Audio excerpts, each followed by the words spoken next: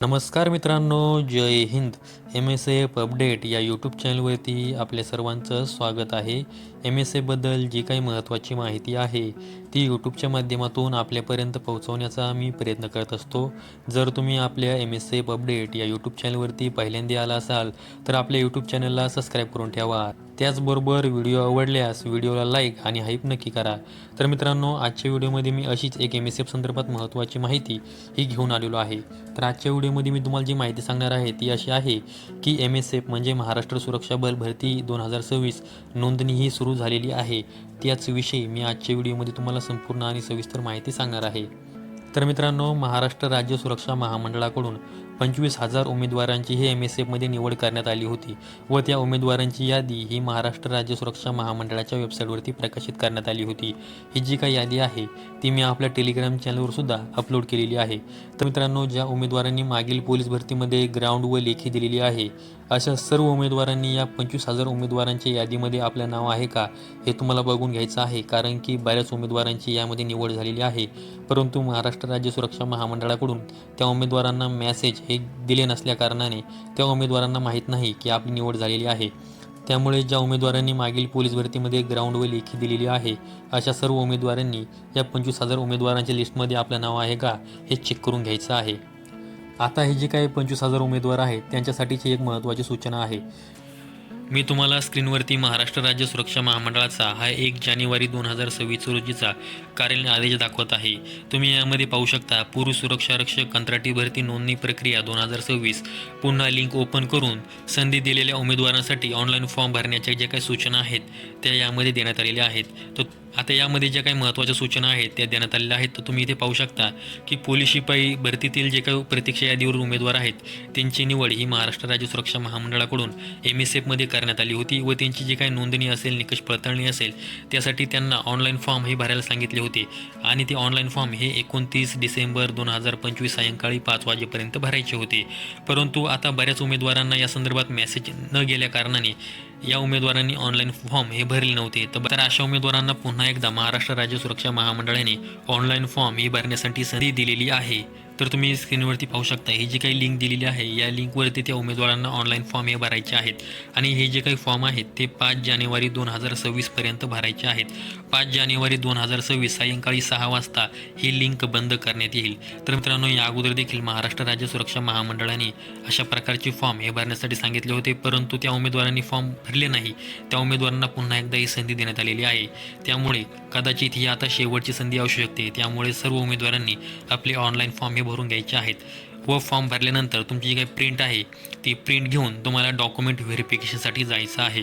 महाराष्ट्र राज्य सुरक्षा महामंडळाकडून 5 जानेवारी 2026 ते 10 जानेवारी 2026 या 6 दिवसांच्या कालावधीमध्ये या उमेदवारांचं डॉक्युमेंट व्हेरिफिकेशन हे केलं जाणार आहे व या उमेदवारांच्या नावाची यादी ही महाराष्ट्र राज्य सुरक्षा महामंडळाच्या वेबसाईटवरती प्रकाशित करण्यात आलेली आहे. त्या यादीमध्ये तुम्हाला कोणत्या तारखेला हजर व्हायचं आहे, किती वाजता हजर व्हायचं आहे याविषयी संपूर्ण माहिती दिलेली आहे. आता जी काही PDF आहे ती महाराष्ट्र राज्य सुरक्षा महामंडळाच्या वेबसाईटवर सुद्धा प्रकाशित करण्यात आलेली आहे. त्याचबरोबर जे आपलं टेलिग्राम चॅनल आहे त्या टेलिग्राम चॅनलवर सुद्धा मी ही PDF अपलोड केलेली आहे. महाराष्ट्र राज्य सुरक्षा महामंडळाची वेबसाईट लिंक असेल, त्याचबरोबर आपली टेलिग्राम चॅनलची लिंक असेल, ही व्हिडिओच्या डिस्क्रिप्शन बॉक्समध्ये दिलेली आहे. तिथून तुम्ही महाराष्ट्र राज्य सुरक्षा महामंडळाच्या वेबसाईटला व आपल्या टेलिग्राम चॅनलला भेट देऊ शकता. आता या भरती नोंदणीसाठी जो काही ऑनलाईन फॉर्म भरायचा आहे ती देखील लिंक मी व्हिडिओच्या डिस्क्रिप्शन बॉक्समध्ये व आपल्या टेलिग्राम चॅनलवरती दिलेली आहे.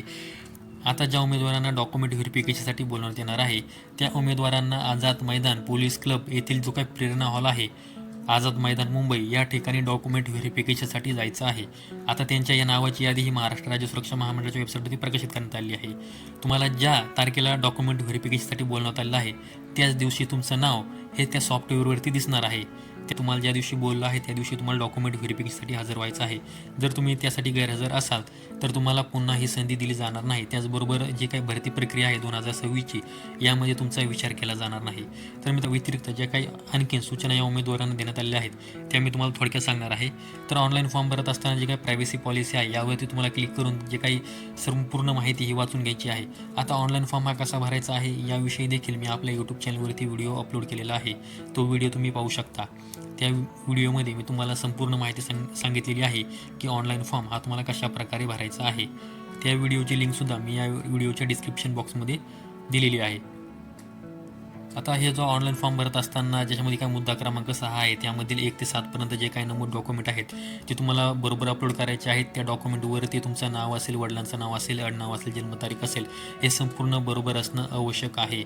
त्याचबरोबर तो संपूर्ण फॉर्म भरून तुम्हाला सबमिट करायचा आहे. त्यानंतर तुम्हाला इथे डॉक्युमेंट व्हेरिफिकेशनसाठी जाताना तुम्हाला काय काय डॉक्युमेंट हे सोबत न्यायचे आहेत याविषयी देखील यामध्ये माहिती देण्यात आलेली आहे. ज्यामध्ये तुमचं 10वीचं प्रमाणपत्र असेल, 12वीचं प्रमाणपत्र व गुणपत्रक असेल, त्याचबरोबर शाळा सोडण्याचा दाखला असेल, जन्म दाखला असेल, त्याचबरोबर तुमचं जे काही SSCचं काही बोर्ड प्रमाणपत्र आहे त्यावरती तुमचं जन्मतारीख ही नमूद केलेली असणं आवश्यक आहे. जर ॲडमिशन कॉलेजमध्ये असेल व तिथे तुम्ही जर TC जमा केलेली असेल तर तुम्ही कॉलेजकडून बोनाफाईड सर्टिफिकेटसुद्धा घेऊ शकता. त्यानंतर तुमचं जे काही आधार कार्ड असेल त्यावरती तुमच्या नावाची स्पेलिंग ही बरोबर असणं आवश्यक आहे.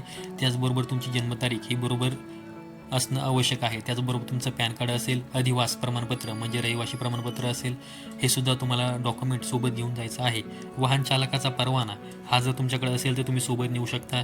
त्याचबरोबर तुमच्याकडे संगणकाचे ज्ञान असलेले जे प्रमाणपत्र असेल ते देखील तुम्ही सोबत नेऊ शकता व उच्च शिक्षणाचे प्रमाणपत्र हे तुम्ही सोबत घेऊन जाऊ शकता.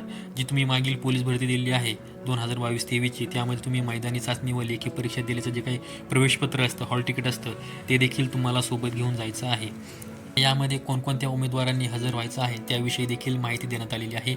आता सांगण्यात आलेलं आहे की ज्या उमेदवारांची महाराष्ट्र राज्य सुरक्षा महामंडळामध्ये या अगोदर निवड झालेली आहे, ज्या उमेदवारांनी डॉक्युमेंट व्हेरिफिकेशन केलेलं आहे आणि त्यांचं जर पुन्हा या लिस्टमध्ये नाव आलेलं असेल तर त्या उमेदवारांनी डॉक्युमेंट व्हेरिफिकेशनसाठी यायचं नाही. त्याचबरोबर हा ऑनलाईन फॉर्म भरायचा नाही. त्यामध्ये उमेदवार ट्रेनिंग सोडून भावडा झाली आहे, त्याचबरोबर ट्रेनिंगसाठी गैरहजर राहिलेले आहेत, त्याचबरोबर त्यांनी महामंडळाकडून राजीनामा दिलेला आहे, त्यांच्याविरुद्ध कसूरी कारणामुळे त्यांना अपात्र ठेवण्यात आलेलं आहे किंवा प्रत्यक्ष यादीवरती ठेवण्यात आलेलं आहे, अशा उमेदवारांनी हा ऑनलाईन फॉर्म हा भरायचा नाही असं देखील सांगण्यात आलेलं आहे. पण ज्या उमेदवारांनी 2022-23ची पोलीस भरती ही दिलेली आहे व त्यांचं नाव ह्या 25,000च्या लिस्टमध्ये आहे त्याच उमेदवारांनी हा ऑनलाईन फॉर्म भरायचा आहे. खोट्या किंवा फसव्या मार्गाने या भरती प्रक्रियेमध्ये प्रवेश घेण्याचा उमेदवारांनी प्रयत्न हा करायचा नाही. त्याचबरोबर जी काही 2022-23ची जी काही पोलीस भरती होती ती पोलीस भरतीचा फॉर्म भरण्याची शेवटची तारीख ही 31/3/2024 होती. तर या तारखेपर्यंत ज्या उमेदवारांचं वय हे 18 ते 33 वर्ष आहे अशाच उमेदवारांनी फॉर्म हा भरायचा आहे. या भरती प्रक्रियेसाठी जात असताना पोलीस भरतीसाठी जे काही 165 सेंटीमीटर हाईट असते तेवढी तुमची हाईट असणं हे आवश्यक आहे. त्याचबरोबर तुमची छाती न फुगवता 79 सेंटीमीटर व फुगवून 5 सेंटीमीटर भरणे हे आवश्यक आहे असं देखील यामध्ये सांगण्यात आलेलं आहे. ऑनलाईन फॉर्म भरल्यानंतर या फॉर्मची जी काही प्रिंट आहे ती तुम्हाला डॉक्युमेंट व्हेरिफिकेशनसाठी जाताना सोबत घेऊन जायची आहे. याचबरोबर तुम्ही ऑनलाईन फॉर्म भरत असताना जे डॉक्युमेंट अपलोड केलेले आहेत ते ओरिजिनल डॉक्युमेंट व त्या डॉक्युमेंटची झेरॉक्ससुद्धा तुम्हाला सोबत घेऊन जायची आहे. तर आणखीन काही प्रशिक्षणासंदर्भामध्ये यामध्ये सूचना देण्यात आलेल्या आहेत. तर त्या PDF आहे ती मी आपल्या टेलिग्राम चॅनलवर सुद्धा अपलोड करणार आहे. त्याचबरोबर महाराष्ट्र राज्य सुरक्षा महामंडळाच्या वेबसाईटवर सुद्धा ही PDF अपलोड केलेली आहे. तर तुम्ही ही PDF तिथून पाहू शकता. आणि त्या व्हेरिफिकेशनला जाण्या अगोदर त्याचबरोबर ऑनलाईन फॉर्म भरण्या अगोदर तुम्हाला ही जी काही PDF आहे ही काळजीपूर्वक वाचून घ्यायची आहे. या PDF मध्ये मी तुम्हाला माहिती सांगत असताना थोडक्यात माहिती सांगण्याचा प्रयत्न केलेला आहे. त्यामुळे जे ऑनलाईन फॉर्म भरणार आहेत व डॉक्युमेंट व्हेरिफिकेशनसाठी जाणार आहेत तर त्या उमेदवारांनी डॉक्युमेंट व्हेरिफिकेशनला जाण्या अगोदर ही संपूर्ण PDF काळजीपूर्वक वाचून घ्यायची आहे. ज्यामुळे तुम्हाला फॉर्म भरण्यासंदर्भात आणखी माहिती मिळेल.